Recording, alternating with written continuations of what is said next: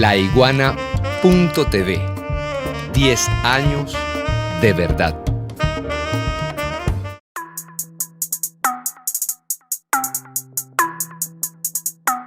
También continuamos con información de interés. A esta hora vemos cómo se desarrollan estas ponencias de gran relevancia, importante para la patria y también para las comunicaciones. Vamos de nuevo a enlazarnos con la señal de Casa Amarilla. Y yo quiero comenzar por un fenómeno comunicacional de avanzada, un fenómeno comunicacional que es de alguna forma el presupuesto, la premisa para hablar nosotros de comunicación 2.0, y es el fenómeno @ChávezCandanga. Es decir, la intuición, y diría yo intuición manifiesta en este caso que tuvo el comandante Chávez, como comunicador de entender que la ofensiva mediática en este siglo XXI pasa obligatoriamente por el 2.0. Hubo mucho negacionismo de la comunicación 2.0. Habían quienes pensaban que era una especie de mito urbano, que la televisión así como la conocemos sería eterna, que había que apostar. No, Chávez lo tenía claro, había que apostar al 2.0. Y él no solamente abrió una cuenta de Twitter, no señor, creó la logística para que sea posible comunicar desde el 2.0. Porque nosotros podemos, y por eso es bien interesante lo que planteaba Patricia Villegas, con números latinoamericanos, con números caribeños, con números africanos, porque la comunicación no es solamente un hecho cualitativo. La comunicación hoy más que nunca es un hecho cuantitativo, es un hecho verificable, es un hecho medible. ¿Cuántas estafas hubo antes de la llegada 2.0 de personas que decían mi programa es el más visto a nivel planetario? Hoy día se puede ver en tiempo real a través de una transmisión streaming en YouTube, en Instagram, en Facebook, en Twitter, exactamente cuántas personas te están viendo. Es decir, los velos se cayeron, las máscaras se cayeron y ahora podemos tener una aproximación más fidedigna al impacto real que tiene la comunicación que nosotros estamos realizando en tiempo real. Es decir, se acabó el ojoporcientismo, se acabó la gerencia comunicacional, bueno, aunque todavía existe en nombre de la autocrítica en muchos países que dice yo creo que debemos hacer un programa de deporte, o yo creo que tenemos que hacer un programa de botánica. ¿Por qué lo crees? ¿Cuáles son las razones que estructuran esa creencia? Porque si no hay razones cuantitativas, tú no puedes en este momento de comunicación 2.0 plantear ninguna idea que tenga que ver precisamente con la comunicación. Entonces, no se trata solamente de tener intuiciones, no se trata solamente de abrir una red social. Para nosotros, países del ALBA, se trata también de ver cuál es la estructura tecnológica a través de la cual nosotros nos vamos a montar. Y ahí tenemos un primer problema. El Internet depende casi exclusivamente de todo un cableado y de satélites cuya soberanía están en los Estados Unidos, no la tenemos nosotros. Entonces, cuando nosotros apostamos al Twitter, al Facebook, al YouTube, al Instagram, etcétera, etcétera, etcétera, estamos apostando a una tecnología, a una plataforma tecnológica, antes que todo, cuya soberanía no depende de nosotros. Y aquí entonces entramos en lo propio de las preocupaciones del ALBA. Una primera preocupación del ALBA tiene que partir por las estructuras tecnológicas que fundamentan nuestras comunicaciones. Y aquí voy a dos paradigmas que ocurrieron hace poco. El primero es la decisión por parte de los empresarios de Silicon Valley de silenciar a un presidente de los Estados Unidos, nada más y nada menos. Si se dan el tupé de silenciar en aquel momento a Donald Trump, de quitarle el Twitter, el Facebook, etcétera, imagínense qué va a pasar con nosotros, países del ALBA, en cualquier momento. Es decir, cuando eso sucede ya se encienden todas las alarmas porque los peligros más grandes que nosotros intuíamos se hicieron realidad. Y no hubo forma de que Donald Trump volviera a muchas de esas redes sociales. Y aquí entonces caemos en un discurso ético y en un discurso político. Las condiciones tecnológicas no las tenemos nosotros. Y los criterios políticos y éticos no los manejamos nosotros. Los criterios decisionales no los manejamos nosotros. Segundo elemento fundamental. Acaban de bloquear prácticamente todas las plataformas de Rusia en el 2.0. Y no estoy hablando solamente de RT, y no estoy hablando solamente de Sputnik. No, estoy hablando de todo aquel que en la inscripción en YouTube, por ejemplo, diga como país de origen Rusia. Es decir, que se llevaron por los cachos a muchísimos medios alternativos rusos. Se llevaron por los cachos a muchísimos comunicadores alternativos rusos. Ahora, frente entonces a los peligros que ya están frente a nosotros de bloqueo, de sanciones, y ya no solamente bloqueos económicos ni sanciones económicas unilaterales, no señor, ahora también estamos frente al peligro de los bloqueos tecnológicos. Y yo no me cansaré de repetir algo que puede parecer aburrido, que toda discusión que nosotros tengamos que hacer en términos de comunicación 2.0 tiene que tener como objetivo teleológico, como finalidad, como fin último, que nuestros países estén preparados para un apagón tecnológico de nuestras redes sociales, de nuestras plataformas, de nuestros blogs, de nuestras páginas web, etcétera, etcétera, etcétera, porque créanme que a eso vamos. Va a llegar un momento en que los países del ALBA no vamos a poder comunicarnos a través de las redes sociales porque nos van a bloquear, nos van a sancionar. Y vamos a quedar descartados de absolutamente todas las plataformas y sin la posibilidad de poder comunicar. Ustedes me podrán decir, bueno, comunicaremos a través de otras plataformas. ¿Cuáles? Porque en estos momentos, y ya hay países que se han venido adelantando como China y como Rusia, tienen sus propias plataformas. La pregunta es, ¿esas plataformas funcionan en el espacio-tiempo y en la geografía nuestra americana? No. No. Eso por una parte. China y Rusia ya se venían preparando, teniendo ellos sus propias redes sociales, VK, por ejemplo, por nombrarles una. Pero eso no basta. Los países del ALBA tienen que tener como horizonte a corto plazo la creación también de plataformas tecnológicas de Internet, de conectividad. Porque sin plataformas tecnológicas de conectividad, nosotros no vamos a poder simplemente comunicarnos. Estoy empezando por el final, por las grandísimas preocupaciones. Vamos entonces al inicio. Nosotros en el 2002, la Iguana está cumpliendo 10 años. La Iguana fue fundada en el 2012. Fundar en el 2012 un medio de comunicación digital era poco menos que algo quijotesco, que una utopía como la de Tomás Moro. Es decir, tú en el 2012, cuando la televisión tenía la hegemonía total, cuando el periódico impreso tenía la hegemonía total, cuando la radio tenía la hegemonía total, salimos nosotros con una propuesta comunicacional 2.0, laiguana.tv. Bueno, estos se volvieron locos, pensaron muchos, pero tenemos que ir más atrás todavía, porque el origen de laiguana.tv es laiguana.new.fr y la hicimos en el 2002 en París.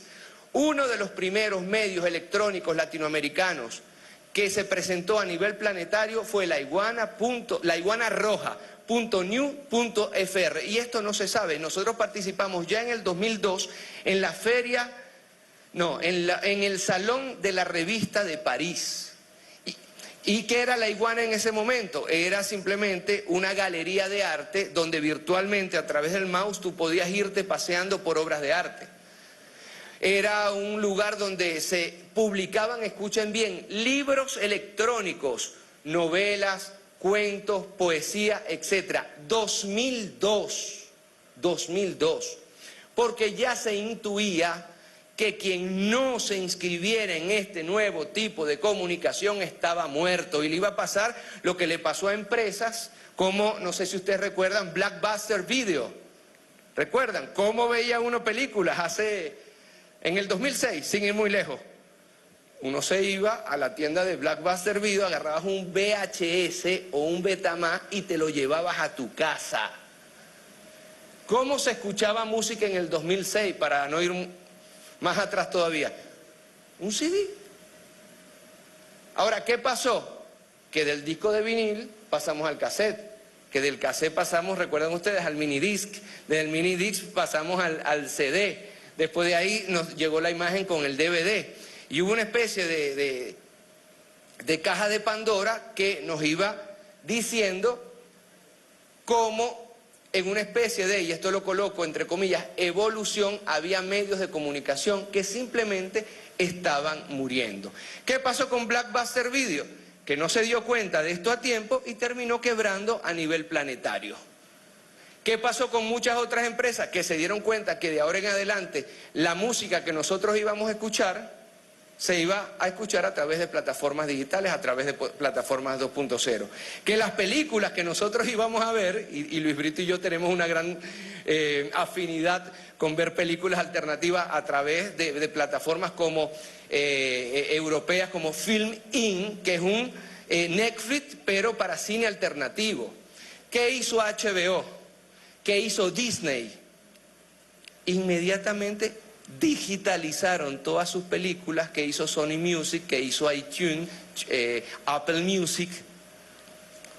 Digitalizar todo el contenido que se estaba dando, porque a partir del siglo XXI el contenido no sería físico, palpable, sino que sería virtual. Y lo mismo pasó con el fenómeno de los libros. Hoy día hay un importantísimo un mercado de libros virtuales. Hay dos fenómenos que envejecieron bien: los libros y la radio. La televisión envejeció muy mal.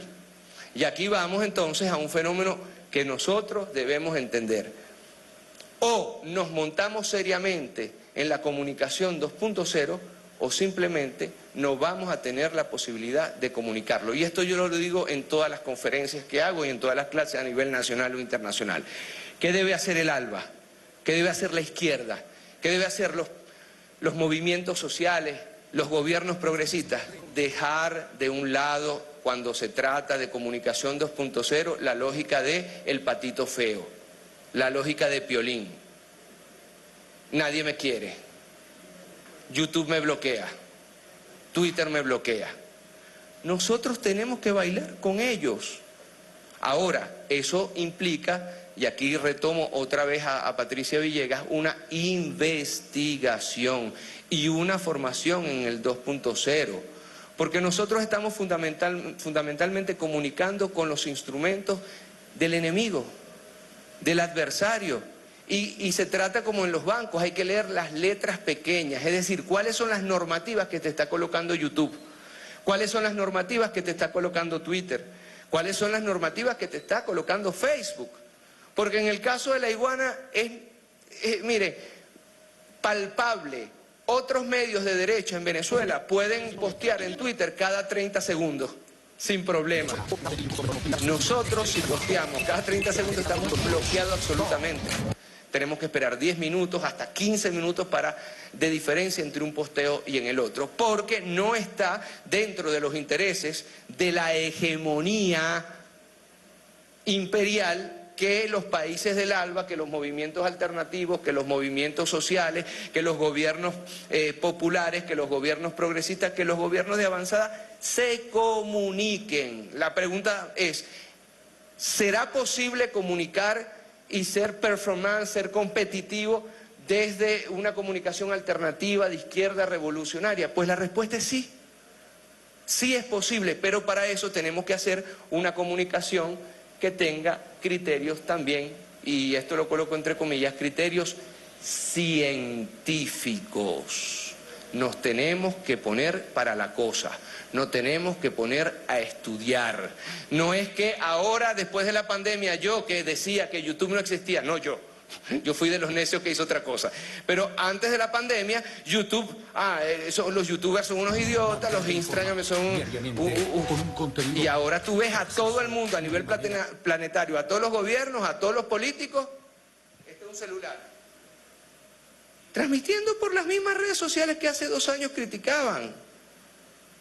Porque no basta negarnos de forma ideológica a lo inevitable para detenerlo. Y aquí cito a mi maestro Luis Brito García.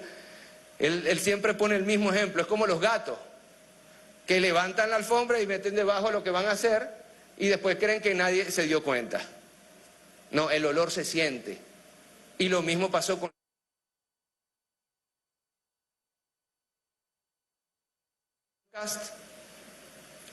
Es un aparatico, iba a decir del tamaño de una moneda de 5 bolívares, pero creo que iban a saber mi edad, ¿no? Ya estamos en la era del petro y yo hablando de monedas.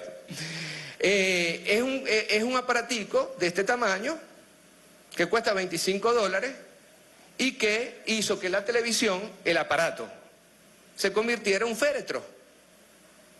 Porque gracias al Chromecast hay otras muchas marcas, no le estoy haciendo publicidad yo a Google, por favor, pero fue el primero de los aparatos. Tú se lo colocas por un puerto USB a la televisión y nuestros hijos ya no van a ser como nosotros, que van a esperar, siempre coloco el mismo ejemplo, el Zorro o el Chavo del 8 o no sé qué a las 6 de la tarde o a las 7 de la noche cuando salían de la escuela, sino que ya tienen plataformas digitales de mangas, de series de niños, de Disney, no sé qué, de Netflix, y utilizan el aparato, la televisión, como una urna para proyectar el contenido que se realiza.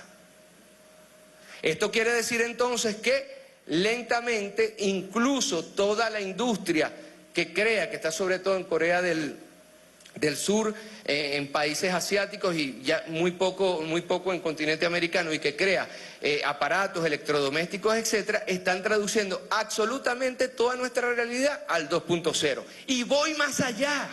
Se acordarán ustedes de mí. De más en más, ustedes van a ver cómo el deporte, un fenómeno planetario, Copa UEFA, NBA, la NBA, la Liga Mayor de Béisbol, ustedes van a ver cómo de más en más va a ser virtual.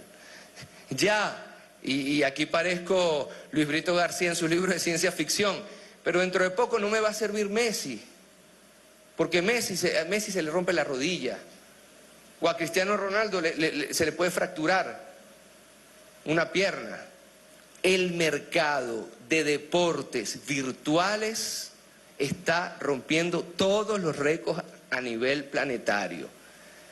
Y esto quiere decir entonces que ya nuestros hijos calculan el nivel de rapidez no porque corren como Usain Bolt rápido 100 metros, sino la cantidad de clics por segundo que hacen con su dedo índice.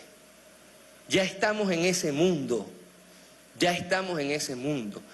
Y la política revolucionaria y los movimientos sociales y los movimientos alternativos y los gobiernos progresistas, los gobiernos de izquierda, las revoluciones, tienen que montarse en ese tren. Tienen que entender, primero que todo, y comprender de qué mundo estamos hablando. Porque ya a la iguana nos tocaron la puerta para vendernos una parcelita del metaverso. Y yo, ¿qué me estás vendiendo? No, te estoy vendiendo una parcelita. ¿Y dónde está? En la nube, en el metaverso. ¿Por qué? Porque simplemente desde Silicon Valley entendieron que pueden crear una realidad virtual paralela 2.0, una realidad, insisto yo, digital, que no es palpable, pero que se va a convertir en el gran centro comercial planetario. Y el que no esté en el metaverso, es decir, en el negocio de Facebook, simplemente no va a tener cabida en esta gran marchandiz planetario que se está creando. Y ahí, evidentemente, la política va a tener un rol fundamental. ¿Qué se está discutiendo ahorita en Oxford, en Cambridge? ¿Qué se está discutiendo en la Sorbona? La posibilidad de que ya la gente ni siquiera vaya a votar físicamente, ya no les importa. La posibilidad de que las personas puedan ahí ejercer su democracia a través del 2.0. Imagínense el peligro del cual estamos hablando, entendiendo que, vuelvo al inicio, que todas las plataformas están en manos de oligopolios. Y estos oligopolios se encuentran en California y este puñado de empresarios se nos han vendido como unos nerds, como unos tipos demasiado inteligentes y además filántropos que aman el ser humano. Es decir, ya prácticamente destruimos el planeta y hay un plan B, lo que Ramón Grosfoguel llama el ecofascismo, ¿no? Ya se está planeando la reducción de la población mundial en víspera de dos cosas: de irnos de este planeta y de vivir en la realidad virtual. Y aquí volvemos a la ciencia ficción, a partir de entes, de seres humanos que solamente van a ser, entre comillas, conciencia, no corpóreos, y que uno puede trasladar en bancos epistemológicos, en bancos del conocimiento, de aquí a Marte, a Venus, o tenernos en un búnker debajo. En eso está pensando el G7.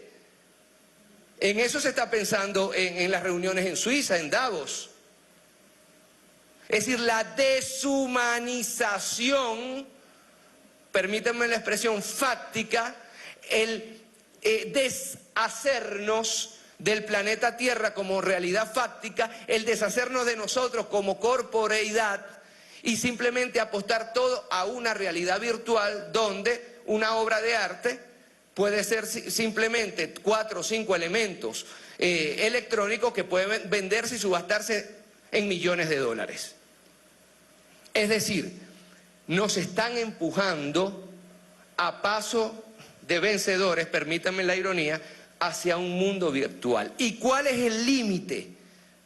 ¿Y cuál es la frontera? La pandemia.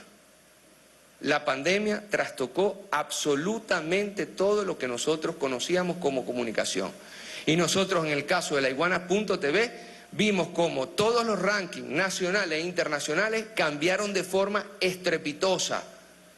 Todo lo que son, lo decía yo en una conferencia que di hace 3 días, todo lo que son, por ejemplo, servicios delivery subió. Todo lo que es enseñanza virtual subió en el ranking.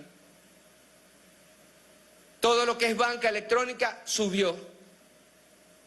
Es decir, todo lo que hiciese posible que tú no te movieras de tu casa y estuvieras vegetando en 4 paredes, todos los negocios que tienen que ver con entregas nacionales e internacionales, Amazon y compañía, Alibaba y compañía, subieron en los rankings. Y aquí entonces tratamos de responder a las 2 preguntas que nos convocan hoy. 2.0, comunicación 2.0. ¿Guerra o paz? Comunicación 2.0. ¿Libertad, democracia o esclavitud y dictadura? Y aquí damos otro paso más. Escúchese bien lo que voy a decir. El 2.0 se nos vende como la más grande de la democracia, porque yo agarro este celular y en estos momentos comienzo a transmitir y puedo decir lo que me da la gana. Mentira. Mentira. Es una alucinación. El 2.0 es una alucinación de libertad. El 2.0 es una alucinación de democracia. Ni Orwell, en sus libros de ciencia ficción, hubiera podido imaginarse, ni Michel Foucault, cuando habla del biopouvoir, del biopoder, del poder sobre el cuerpo y sobre la vida, hubiera podido intuir la colosal dictadura en la cual nosotros nos encontramos hoy día. Todo contenido que nosotros publiquemos es visto y controlado. Toda palabra que nosotros pronunciemos es escuchada en tiempo real por Google, al menos que, y estoy seguro que si hago una encuesta nadie sabe cómo desactivar el micrófono de Google en los aparatos. Es decir, es un proceso complicado y nadie nos dice que se puede desactivar el micrófono de Google, no del teléfono. Es decir, que en tiempo real nosotros le estamos pasando todo nuestro contenido privado, íntimo, a estos empresarios de Silicon Valley. ¿Que Internet es gratis? Mentira. Cuando alguien le diga que algo es gratis, es usted el producto. ¿Cuál es el producto de YouTube? Nosotros. ¿Cuál es el producto que está vendiendo Twitter, Facebook, Instagram? Nosotros. Porque en tiempo real estamos colocando fotografías de nuestra casa. Por cierto, si tenemos la cámara abierta, no tenemos que darle fotografía. Directamente ellos ven todo lo que estamos haciendo en nuestros hogares. Porque directamente nosotros le estamos dando, cual robot, Luis Brito, o sea, ciencia ficción, estamos dándole así, es scroll ahora. Incluso ahora los portales web son scroll. ¿Y qué estás haciendo? Me gusta, me gusta, me gusta, me gusta, me gusta, o no me gusta. Es decir, tú le estás dando en tiempo real tus gustos. ¿Qué color te gusta? ¿Cuál es el familiar más cercano a ti? ¿Qué deporte? ¿Qué tipo de comida? Si yo digo aquí sushi, terminando la conferencia, ¿qué va a salir aquí? Restaurantes de sushi en Caracas. Porque YouTube es el invento más grande del mundo y el más estafador de todos. Porque nuestra querida Patricia Villegas tiene que sudar la gota gorda para crear contenido.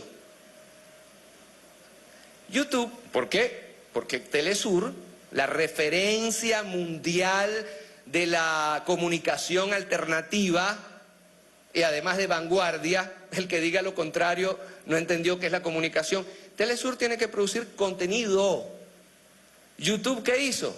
Se convirtió en la televisión más grande de la historia de la humanidad, pero ¿quién crea el contenido? Los otros. Y se los da YouTube. Imagínense ustedes, así la vida es un jamón, Patricia, tú estás tranquilita allá en tu oficina y todo el mundo te va dando contenido de gratis. Es decir, la creación de estructuras dictatoriales como Twitter, como Facebook, como Instagram, y vuelvo a los dos ejemplos, RT, Sputnik y compañía, Donald Trump, bloqueados.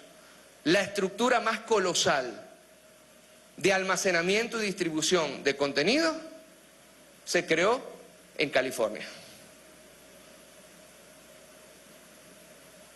Y lo irónico es que todo esto te lo venden como la apoteosis, el paradigma, el ícono de la libertad, cuando nunca antes había habido un control sobre la vida como en estos momentos se está dando. ¿Qué hacer? ¿Qué hacer? ¿Qué hacer? Primero estamos obligados los países del ALBA, quienes tienen responsabilidades de liderazgo en nuestros países del ALBA, primero que tenemos que entender, aunque sea tarde, de qué se trata el fenómeno 2.0. Primero, entender el fenómeno. Segundo, un trabajo de formación muy importante, de alfabetización digital para nuestros pueblos, sobre todo para nuestros jóvenes. Y ustedes me dirán, los jóvenes ya nacieron sabiendo cómo se utilizan los celulares. Sí, es verdad.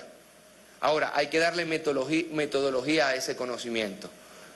Porque si tú le das a un niño de 5 años un celular y lo aplaudes porque sabe navegar, también le estás dando un arma suicida. Porque los niveles de suicidio, porque los niveles de depresión, porque los niveles de inseguridad, sobre todo para los niños y los adolescentes, los niveles de frustración que te está creando la red social, no tiene parangón. Y vuelvo al límite de la pandemia. Si antes de la pandemia nosotros no podíamos permitir decirle a nuestros niños y adolescentes, bájale a las horas de pantalla, llegó un momento, después de un año de estar todos encerrados, que hasta eso era difícil. Era inhumano tener a un niño encerrado y prohibirle también eso.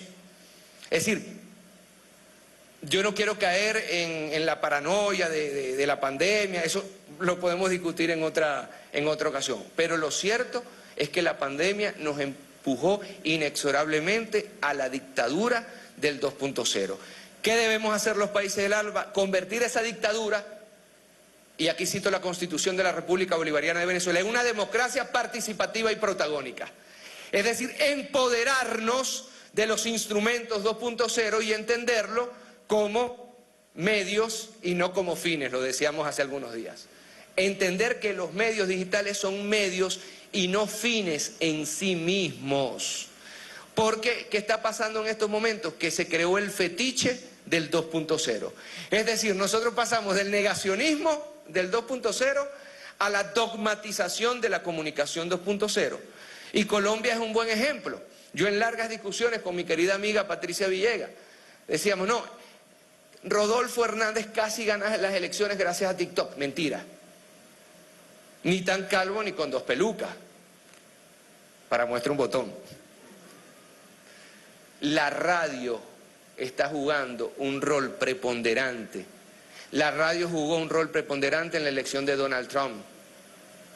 Y todo el mundo decía, no, él llegó por el 2.0. ¿Se acuerdan que lo mismo se decía de Bolsonaro? No, él llegó por el 2.0. ¿Se acuerdan que lo mismo se decía sobre las elecciones del Brexit allá en Europa? Para que se separara Inglaterra. No, es el 2.0. Vamos a prestarle atención a la radio, sobre todo países del ALBA, países con estructuras tecnológicas todavía por desarrollar. La radio está envejeciendo bien, siempre repito yo. Así como la televisión envejeció mal, la radio está envejeciendo pero sabroso, para citar a nuestra querida Francia allá en Colombia. Y la radio... Manejo informático para tratar temas de geopolítica mundial, también para trascender a estos nuevos tiempos en las plataformas digitales. Uno de los tantos temas relevantes abordados durante las ponencias de este primer encuentro ALBA Digital. Estaremos muy atentos al desarrollo de esta actividad que se desarrolla en la ciudad capital hasta el día de mañana. Por lo pronto, les pedimos este contacto en directo.